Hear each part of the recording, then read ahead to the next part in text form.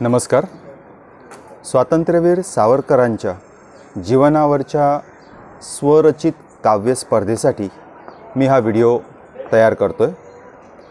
Video हा शब्द सावरकरांना स्वतःला आवडणार नाही. हे चलचित्र मी त्यासाठी तयार करतोय. व्यवसायाने आणि वृत्तीने मी शिक्षक आहे. दादर, मुंबई इथे मी वास्तव्याला असतो. या माझ्या परिचयानंतर मी कविता आणि निरूपण यांना सुरुवात करतोय. खरं तर स्वातंत्र्यवीर विनायक दामोदर सावरकर यांचं आयुष्य हे आपल्यासाठी खूप प्रेरणादायी आहे. पण खऱ्या अर्थाने आज आपल्याला सावरकर कळले आहेत का, हा माझा प्रश्न आहे.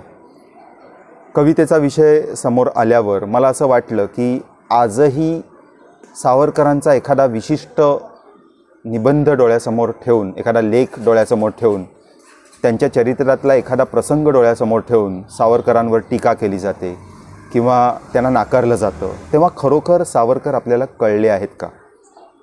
शालकरी पातळीवर म्हणायचं झालं तर मार्सेलसची उडी असेल किंवा ने मजसीनेसारखं काव्य असेल, त्यांनी अंदमानात सोसलेले कष्ट, हाल अपेष्टा असतील, यांची सर्वसाधारण स्वरूपात आपल्याला माहिती असते. पण खरे सावरकर हे या सर्वांच्या पलीकडे आहेत. सावरकरांची विविध रूपं आहेत आणि त्यांच्या प्रकाशात आपण आजही 21व्या शतकाकडे जाताना सुद्धा वाटचाल करू शकतो. कदाचित आज नाही तर पुढच्या पिढ्यासुद्धा या सावरकरांनी दिलेल्या विचारांच्या, त्यांच्या जीवनाच्या प्रकाशात वाटचाल करू शकतात. इतकी शक्ती या वैश्विक मानवाकडे आहे. म्हणूनच आज आपण सावरकर समजून घेणं ही काळाची गरज आहे. हे सावरकर आपल्याला आजही कळले नाहीत किंवा आपल्याला ते समजून घ्यायचे नाहीत, कारण विशिष्ट विचारसरणीची झापडं आपण आजही लावलेली आहेत. ती झापडं काढून सावरकरांकडे आपण पाहिलं पाहिजे असं मला वाटतं. हेच सगळं मी या छोट्याशा मुक्तछंदात्मक कवितेतून सांगायचा प्रयत्न केला आहे. मी कवितेला सुरुवात करतो. आजच्या भयान अंधारात चाचपडताना उभा राहतोस तू आमच्यासमोर एखादा सूर्यासारखा आणि म्हणतोस, घ्या माझ्या आयुष्यातून हवे तेवढे प्रकाशाचे कवडसे आणि स्वतंत्र हो आपल्याच सावल्यांच्या पकडीतून. एखाद्या जत्रेत फिरावं लहान लेकरानं, तसं बघतो आम्ही तुझ्या आयुष्याकडे डोळे विस्फारून.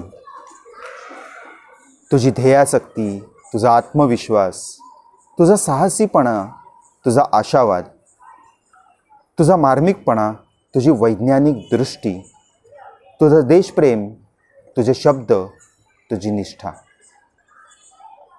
काय आणि किती उधळलंस आम्हा करंट्यांवर.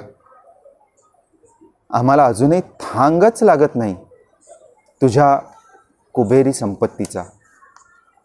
इतक्या मौल्यवान गोष्टी किती सहजपणाने ठेवून गेलास आमच्यासाठी आणि संपन्न केलंस आमचं जगणं. पण खरं सांगू, आम्हाला कधी कळलेच नाहीत रे तुझे देण्यासाठी उंचावलेले हात. आम्ही वेगळ्याच ठिकाणी भिक्षांदेही करत राहिलो, तरीही तू पिच्छा सोडला नाहीस. पिढ्या ओलांडून तू चालत राहिलास आमच्यासोबत. आम्ही पाहिलं नाही, पण आमच्या डोक्यावर प्रकाशणारा सूर्य तू होतास. अंधाऱ्या रात्रीचा मार्गदर्शक तारा तू होतास.